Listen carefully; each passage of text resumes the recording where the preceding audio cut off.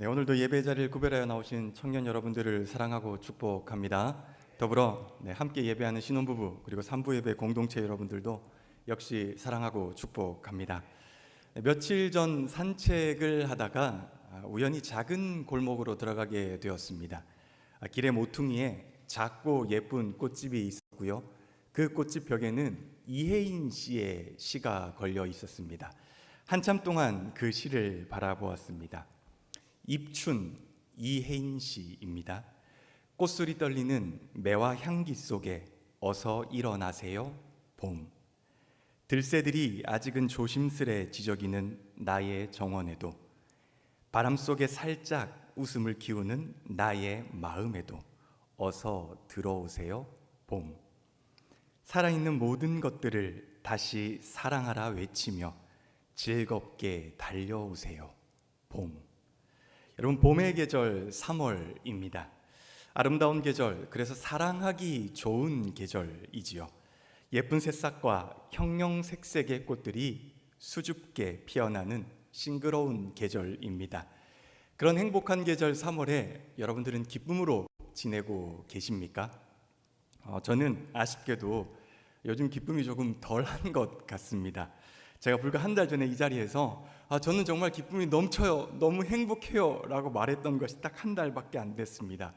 그런데 해야 할 일이 생각이 나고요, 보이지 않는 미래가 불편하게 하고요, 제가 계획한 일들이 잘 풀리지 않으니까 이내 마음속에서 답답함이 솟아오르더라고요.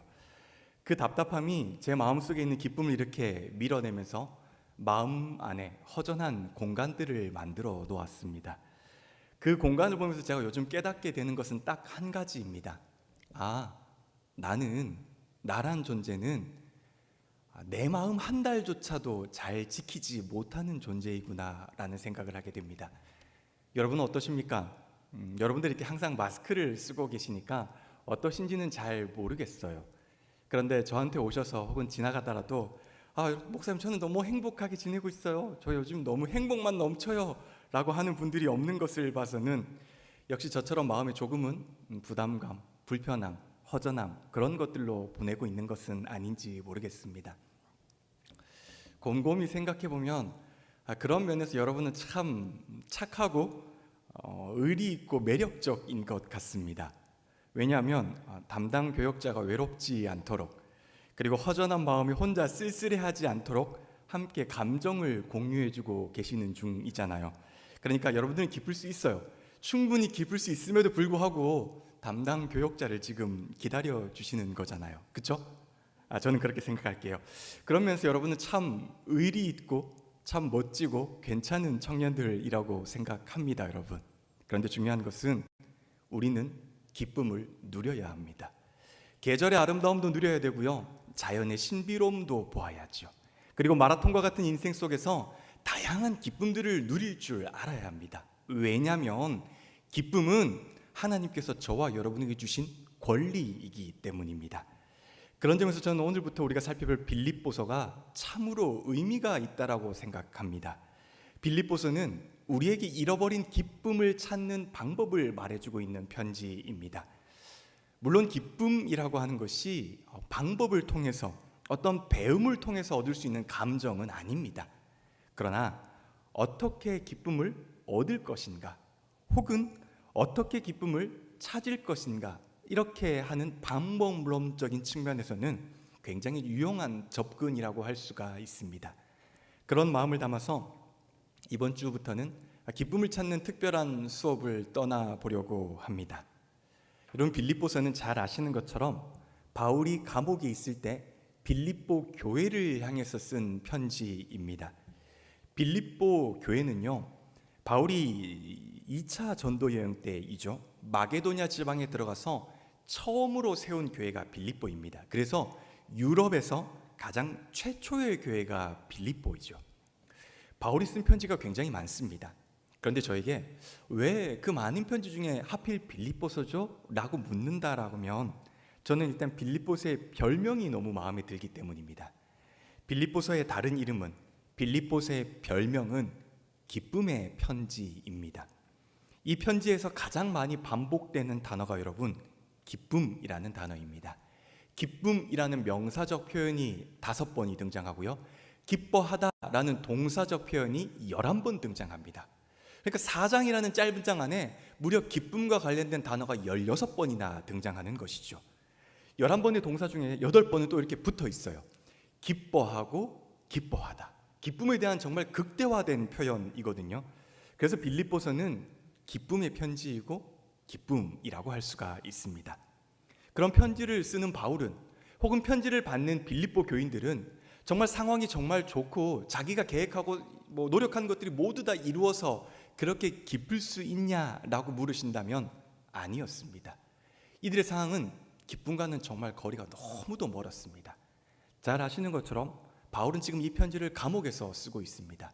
살아있을지 죽을지 자기도 결정을 사실 못했던 상황입니다. 더군다나 빌립보 교회는 어땠을까요? 고린도후서 8장 1절에서 2절에 보면은 바울은 고린도 교회를 향해서 빌립보 교회는 이런 교회라 라고 설명하는 구절이 등장합니다. 이 구절에서 2절을 이렇게 말합니다. 제가 읽어드리겠습니다. 그들은 큰 환난의 시련을 겪으면서도 기쁨이 넘치고 극심한 가난에 쪼들리면서도 넉넉한 마음으로 남에게 베풀었습니다. 빌립보라는 도시는 굉장히 부유한 도시입니다. 그러나 빌립보 교회는 극심하게 가난한 교회입니다.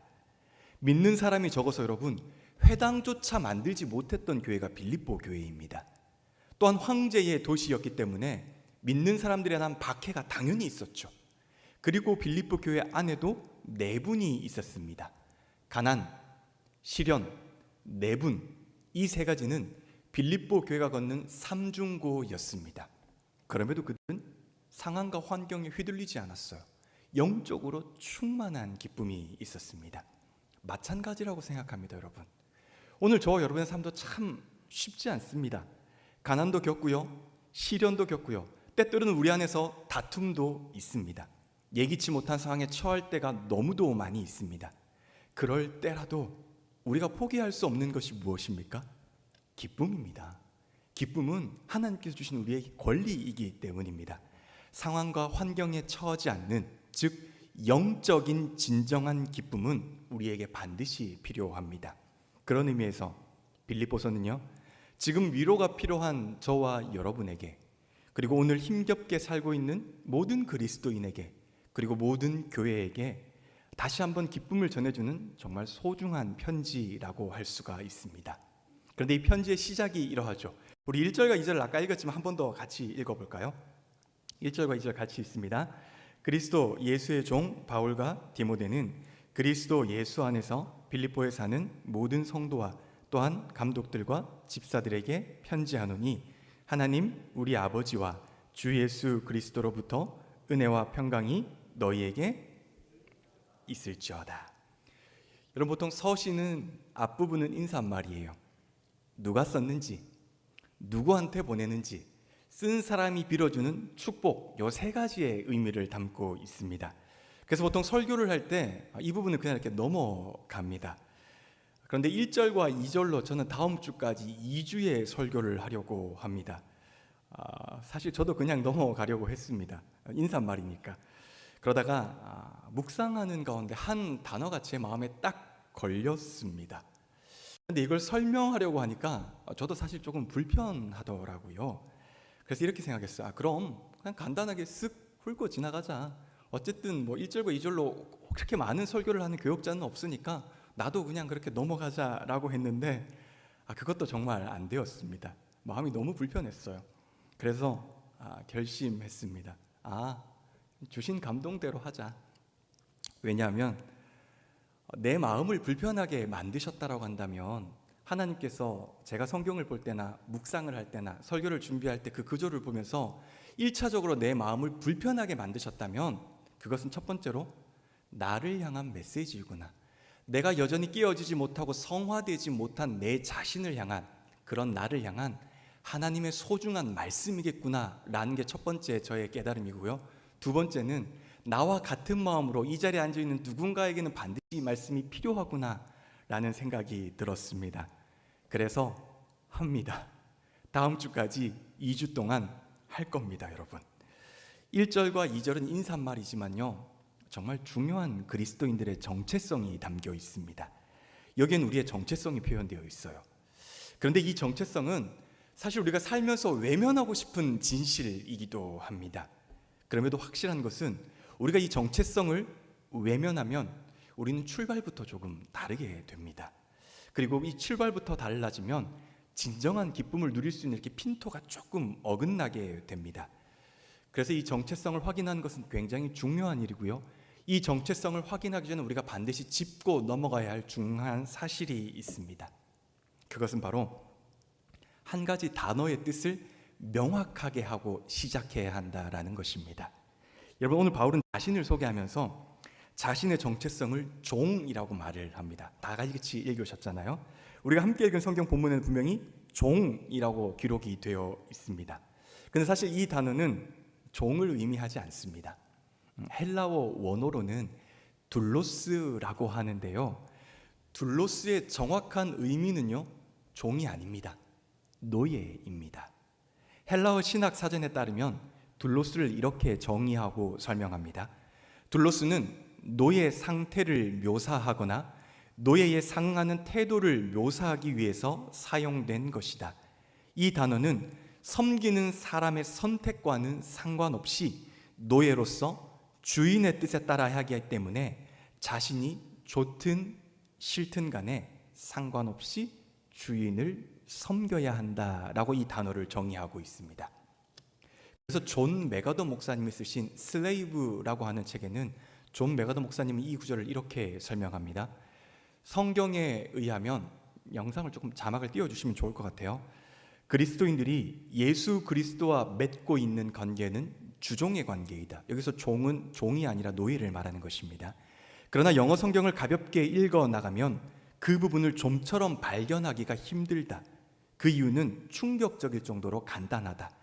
거의 모든 영어 번역본들의 오역으로 노예라는 헬라어 단어가 사라졌다. 둘로스를 노예로 번역하는 대신에 이들 번역본들은 하나같이 그 단어를 종, 그러니까 서번트라고 대체하고 있다. 둘로스는 신약 성격이나 헬라어 문학에서 언제나 노예를 상징했다라고 말을 합니다. 그리고 우리가 잘 아는 카일 아이들먼 목사님도 이렇게 말을 합니다. 둘로스는 제자를 가리킬 때 사용하는 단어이다. 이 단어를 한마디로 정의하는 것이 어렵지만 노예로 번역하는 것이 그나마 가장 정확하다. 이 단어는 신약에 약 130번 정도 등장한다. 여러 가지 이유로 대개는 종으로 번역하지 않지만 문자 그대로는 노예로 번역함이 옳다. 성경시대의 독자들은 둘로스를 노예로 인식하고 신약을 읽었을 것이다. 여러분, 무슨 말입니까?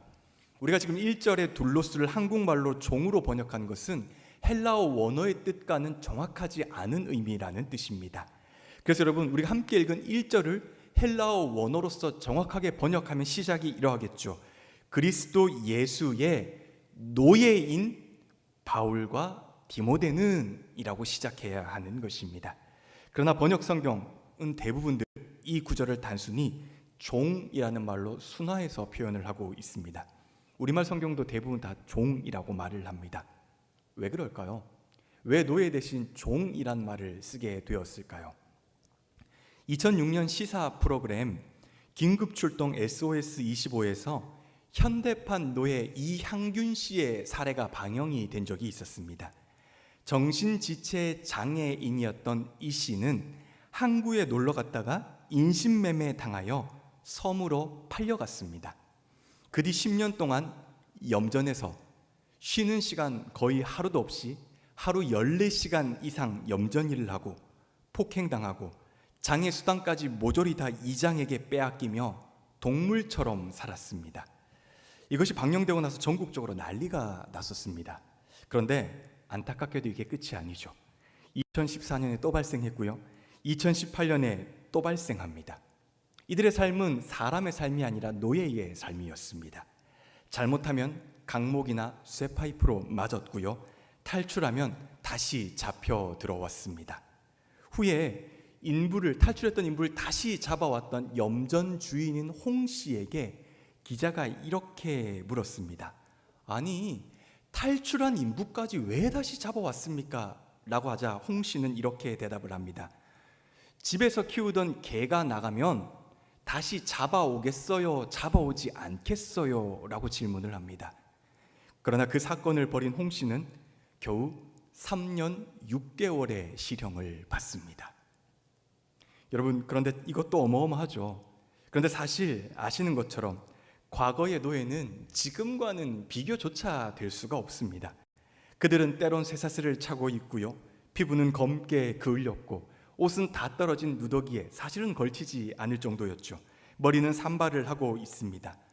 더욱이 그들은 주인의 소속물이었기 때문에 마음대로 팔 수도 있었고요, 심지어 죽일 수도 있었습니다.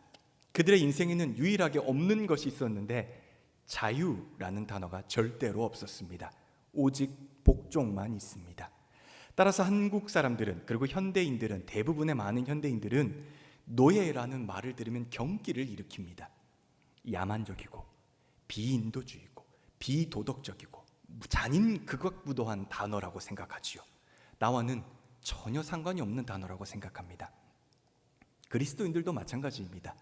우리가 아무리 저와 여러분이 구원받은 그리스도인이라고 해도요, 우리 역시 노예라는 말 쓰는 것을 굉장히 좋아하지 않습니다. 뭔가 자존심 상하는 일인 것 같다라고 생각하는 그리스도인들이 실제로는 많습니다.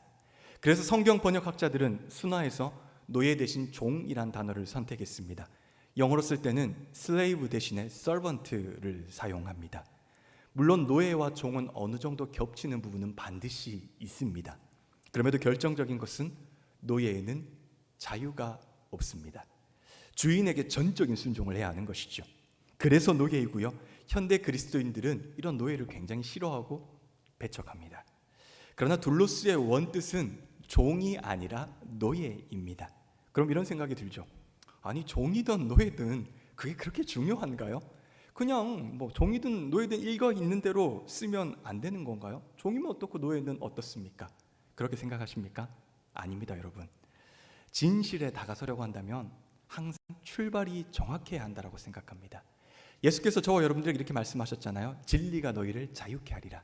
그런데 이 진리에 다가서기 위해서는 출발이 명확해야 합니다. 저와 여러분의 정체성이 명확해야 합니다. 그래서 이제부터 우리가 살펴본 둘로스라고 하는 단어는 종을 말하는 것이 아니라 노예를 말한다는 사실을 반드시 기억하셔야만 합니다. 여기에서 우리의 불편한 진실이 이제부터 시작이 됩니다. 여러분, 우리에게는, 저와 여러분에게는 완전한 자유가 없습니다. 이것이 불편하지만 진실입니다. 저와 여러분의 삶이 노예와 같은 삶이기 때문입니다. 잘 안 믿기시죠? 분명히 저는, 여러분은 지금 몸에 쇠사슬을 차고 있는 것도 아니고요, 그렇다고 누가 규제하는 것도 아닙니다. 나가고 싶으면 나갈 수 있고, 먹고 싶으면 먹을 수 있고, 사고 싶으면 살 수 있습니다. 그런데 왜 성경은 저와 여러분에게 완전한 자유가 없다라고 계속해서 말하고 있을까요? 왜 저와 여러분의 삶이 노예라고 이렇게 둘로스라고 정확하게 표현을 하고 있을까요? 여러분, 일단 현대인들의 삶은요, 자유인인 것처럼 보이지만 실제로는 그렇지 않습니다. 우리가 우리 의지대로 삶을 사는 것 같고요, 우리가 우리의 결정대로 삶을 만들어가는 것 같지만 실제로는 그렇지 않아요. 아이러니하게도 우리는 보이지는 않지만요, 그리고 아니라고는 하지만 사실은 우리는 그 어느 때보다 비참한 노예의 생활을 하고 있는 중입니다. 이미 저와 여러분은 어떤 것들의 노예가 되어 있고 또 있는 중입니다. 누군가는 예쁜 사과 모양이 그려진 핸드폰을 사기 위해서 24개월의 노예를 자처합니다. 또 누군가는 자신이 그렇게 원하던 구짜 백을 사려고 36개월의 할부를 서스름없이 끊습니다. 그럼 여러분, 24개월이 지나고 36개월이 지나면 이 모든 노예 생활이 끝이 납니까? 그렇지 않습니다. 다시 한번 그 속으로 자발적으로 들어갑니다. 바로 다음 기종이나 신상 모델로 바꾸어야 하기 때문입니다. 그렇게 스스로 노예가 되는 것이죠. 당신은 아니라고 말할지 모르겠으나, 그러나 잘 생각해 보면 당신은 여기에서 벗어날 수가 없습니다. 사실 당신은 이미 알고 있어요. 당신이 계속 핸드폰을 바꾸는 이유는요, 핸드폰의 기능이 부족해서가 아닙니다. 기업의 마케팅을 이길 당신의 의지가 부족해서입니다. 물론 이것이 당신만의 잘못은 아니에요. 기업은 당신의 그 의지를 꺾기 위해서 광고라는 곳에 천문학적인 금액을 투자합니다. 그러니까 당신이 그 제품에 계속 인생이 묶이도록, 발이 묶이도록 지금도 쉬지 않고 끊임없이 연구합니다. 그렇기 때문에 벗어날 수가 없는 것이죠. 그렇게 우리는 은연중에 물질의 노예, 탐욕의 노예, 그리고 남의 시선의 노예의 삶을 살게 되는 것입니다. 어디 그뿐입니까? 문명의 눈부신 발전에도 불구하고 사람들은 끊임없이 일만 합니다. 일의 노예가 된 것이죠. 의학의 발전에도 불구하고 현대인들의 정신병은 갈수록 심해져만 갑니다. 현대 의사가 이렇게 말을 하더라고요. 사람들은 누구나 한 가지 이상의 현대인들은 반드시 정신병을 가지고 있다라고 말을 하더라고요. 그 정도로 불안과 감정의 노예가 되는 것입니다. 여러분, 인터넷에서 참 재미있는 글을 하나 발견했습니다. 옛날 노예와 현재 노예를 비교해 놓은 글입니다. 이렇게 쓰여 있더라고요. 높이 계신 주께는 아니고요. 옛날 노예는 이렇게 쓰입니다. 해 지면 일 안 했다. 그런데 현재 노예는 해 지고도 일한다. 우리에겐 해 지는 시간이 없죠. 24시간 계속 일을 하지 않습니까? 옛날 노예, 주인이 결혼시켜도 주고 밥도 주고 생계 걱정이 없었다. 현재 노예는 결혼도 못하고 집도 없고 하루하루 생계 걱정이다. 옛날 노예는 자기가 노예인 줄 알았다. 그런데 현재 노예는 자기가 노예인 줄 모른다 라고 하는 것이죠. 그러면서 이제 한 가지 그림을 올려놓았는데, 여러분, 저는 이 그림을 보고 정말 생각이 굉장히 많았습니다. 잘 보실지 모르겠는데 옛날 노예들은 그냥 열심히 일하면 됐어요. 근데 현재 노예들은 고학력 스펙들을 가지고 다 박사 모자에 학사 모자에 석사 모자를 쓰고 똑같은 일을 하고 있는 중입니다. 이게 현대인들의 주소입니다. 그래서 철학자 강신주 씨는 이렇게 말을 합니다. 모든 가치를 교환 가능한 상품으로 만들어내는 자본주의 사회에서 우리는 자발적 노예, 출퇴근의 노예로 살고 있다. 정말입니다, 여러분.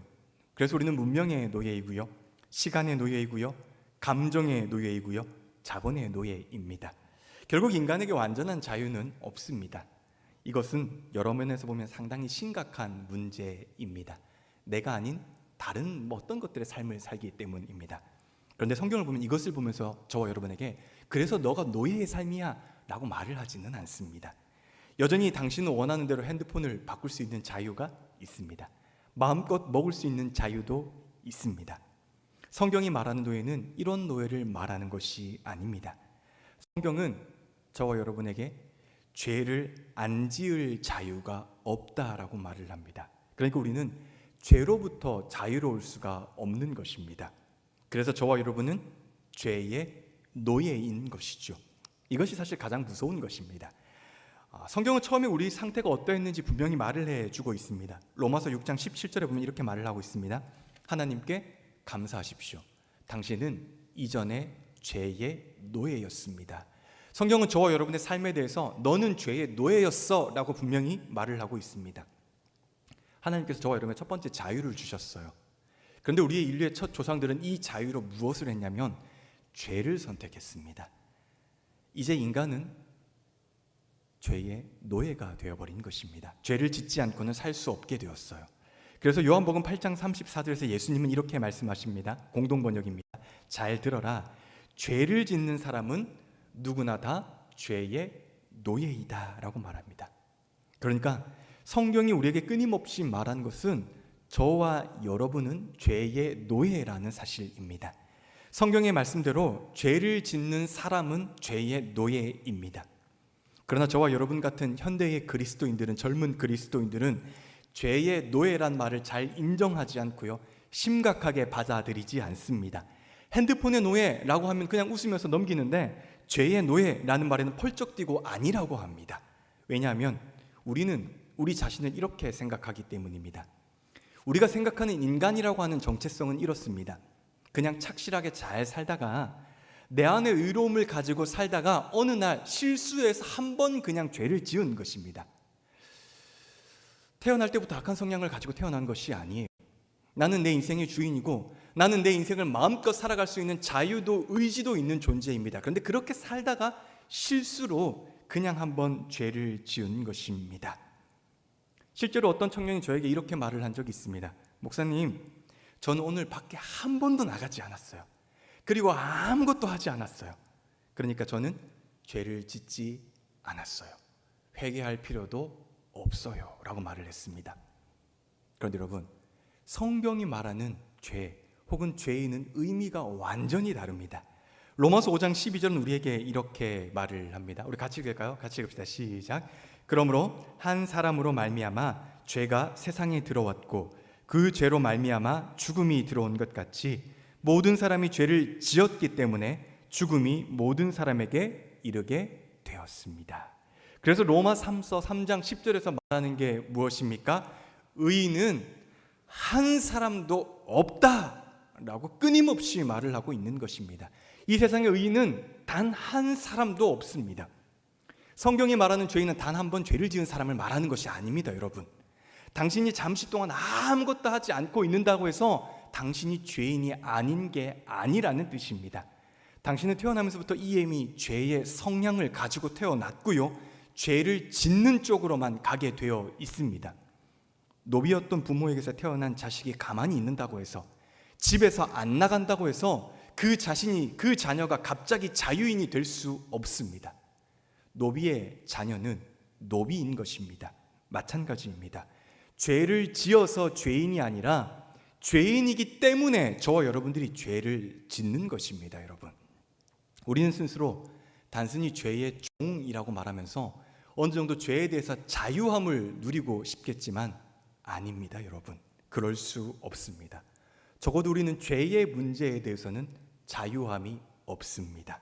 완전한 자유가 없습니다. 우리는 죄의 노예였고요, 그리고 또 어떤 사람들은 지금도 여전히 하나님을 모르는 상태로 죄의 노예로 계속해서 살아가고 있는 중입니다. 이것이 우리의 현실이고요, 이것이 또 불편한 진실입니다. 저는 죄에게서 벗어날 수 있는 완전한 자유가 없습니다. 그리고 마찬가지로 여러분들도요, 죄에서 벗어날 수 있는 완전한 자유가 없습니다. 사랑하는 여러분, 저는 여러분에게 자신 있게 이렇게 말을 합니다. 우리가 사실 삶을 살면서 자유인인 것처럼 행동하고, 내가 내 인생의 주인인 것처럼 행동하고, 내가 내 삶의 모든 것들을 다 결정하는 것 같지만 실제로는 그렇지 않습니다. 우리는 은연중에 노예의 삶을 살고 있고요, 그 중에 가장 무서운 것은 저와 여러분이 죄의 노예의 삶을 살고 있다는 것입니다. 현대 그리스도인들에게 노예라는 이 단어가 주는 어감이 불편하고 혹은 자존심이 상할 수도 있습니다. 그러나 그렇지 않습니다, 여러분. 성경의 수많은 저자들이 먼저 자신은 노예라는 사실을 인정했습니다. 신약의 수많은 성도들이 예수님을 주님이라고 불렀잖아요. 그리고 지금 저와 여러분도 예수님을 주님이라고 부르잖아요. 이 주님이란 말의 어원은요, 원래 노예가 주인을 불렀던 말의 어원입니다. 노예라는 말을 이렇게 여전히 우리는 쓰고 있는 중입니다. 그러니 저는 이 노예라는 단어에 정말 커다란 희망과 큰 기쁨이 있다고 생각합니다. 왜 이것이 큰 희망이고 기쁨이 될 수밖에 없는지는 다음 주에 이어서 설명을 해보도록 하겠습니다. 다만 이번 주에는 특별히 당신에게, 여러분들에게 노예라는 말이 마음에 많이 와닿았으면 좋겠습니다. 특별히 죄의 노예라는 말이 여러분의 머릿속에서 잠시라도 떨어지지 않았으면 좋겠습니다. 여러분을 굉장히 괴롭혔으면 좋겠습니다. 그러면서 죄를 조금이라도 짓지 않으려고 노력하는 한 주가 되었으면 좋겠습니다. 넘어지고 실패하면서 그럼에도 다시 일어나서 살아계신 하나님을 바라보는 한 주가 되었으면 좋겠습니다. 그럴수록 저와 여러분에게는 큰 기쁨이 찾아올 것이기 때문입니다. 그렇게 한 주를 기대하면서 기쁨으로 사는 저와 여러분들 되시기를 주님의 이름으로 간절히 축복합니다. 기도하겠습니다.